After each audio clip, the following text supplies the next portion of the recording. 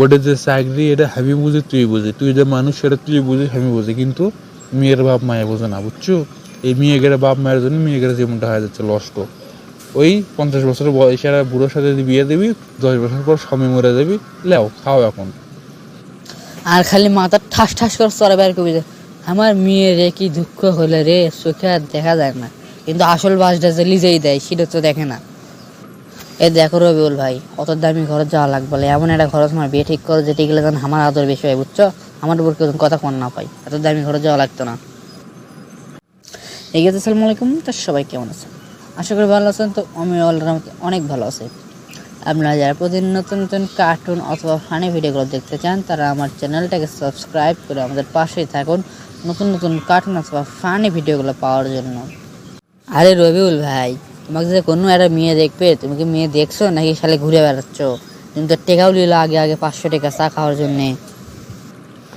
আরে ভাসতে তোমাকে আর কি কমো, মেয়ে তো আমি প্রতিদিনই দেখেছি, কিন্তু তোমার জন্য লয়, বুঝছো? আর সেই যে চা খাওয়ার জন্য যে টাকাটা দিছিলে, সেই টাকা তুমি এখনো চলাবার পাইনি, তার পুরোটা সেরা টেপ মারা টাকা দিছিল মিয়া। এটা তুমি একটা কাম করছো, আমার চা খাওয়াটা তুমি ভন্ডুল করে দিছো। আরে রবিউল ভাই, আমি কি করেন এটা যে আমার টাকা সেরা, আমি যে কার থেকে টাকা আমাকে বুঝাচ্ছেন, আমার টাকা নাও সেরা লাই। আমি সেদিন কেবল ব্যাংক থেকে টাকা জমা যাচ্ছে। ও তা আমাকে কি তুই কি হচ্ছে যে আমি মিশা কথা করছি? আমি তো মিশা কথা কবার দাম কৃষক রে, আমার কি টাকার অভাব পড়ছে নাকি? আমি মিশা কথা কইনি, বুঝছো? তোর টাকা সেরাই আসলো। দেখেন রবিউল ভাই, আপনি ঘটকারি করেন, আপনার ক্যারেক্টারের সাথে এসব শেষরামি মিশা কথা এগুলো ভালো যায়, বুঝছেন? আমার ক্যারেক্টারের সাথে সাথে যায় না, আমি চাকরি করি, বুঝছেন? আর এগুলো কি নাটক সাজায় রাখছেন আপনি? আমি আছি 7 দিনের ছুটি, বিয়ে টিয়ে করে বউলে চলে যাবো, আর আপনি করছেন যে আমি সপ্তাহে খালি একদিন ঘটকালি করে একদিন বিয়ে দেয়, বাকি দিনগুলো বসে থাকি। কে সপ্তাহে 7 দিন করা যায় না, একদিনই খালি করা লাগে?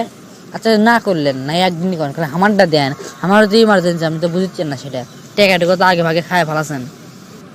দেখ ভাসছে, আমার এই জায়গার কোনো দোষই নাই, তোর টাকাটা ছেড়াই আসলো, টাকার কথাটাই বাদ দিন, ওটা বাদ দে।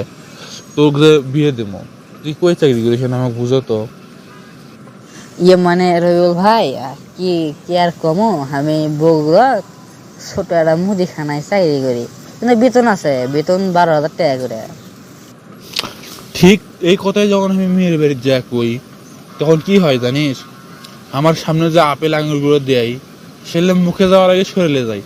ওদের 10 টাকার বেতন নিয়ে আসে, লাখ টাকার ভাব লিখছে, তাই কয়, আর অপমান করে বাইক করে দেয়, তা আমি কি করবো? এটা আমার দোষ? কে কে কম বেতন পাই বলে করে চাকরি লয় না, আমি মানুষ লই? ওটা যে চাকরি এটা আমি বুঝি তুই বুঝি, তুই যে মানুষ সেটা তুই বুঝিস আমি বুঝি, কিন্তু মেয়ের বাপ মায়ে বোঝে না, বুঝছো? এই মেয়েগেরা বাপ মায়ের জন্য মেয়েগেরা জীবনটা হয়ে যাচ্ছে নষ্ট। ওই 50 বছরের বয়সে আর বুড়োর সাথে যদি বিয়ে দিবি, 10 বছর পর স্বামী মরে যাবি, লেও খাও এখন। আর খালি মাথা ঠাস ঠাস করে চড়ে বের করবি যে আমার মেয়ে রে কি দুঃখ হলে রে, চোখে আর দেখা যায় না, কিন্তু আসল বাসটা যে লিজেই দেয় সেটা তো দেখে না। এ দেখো রবিউল ভাই, অত দামি ঘরে যাওয়া লাগবে না, এমন একটা ঘরে তোমার বিয়ে ঠিক করো যেটি গেলে যেন আমার আদর বেশি হয়, বুঝছো? আমার উপর কেউ কথা কন না পাই, এত দামি ঘরে যাওয়া লাগতো না।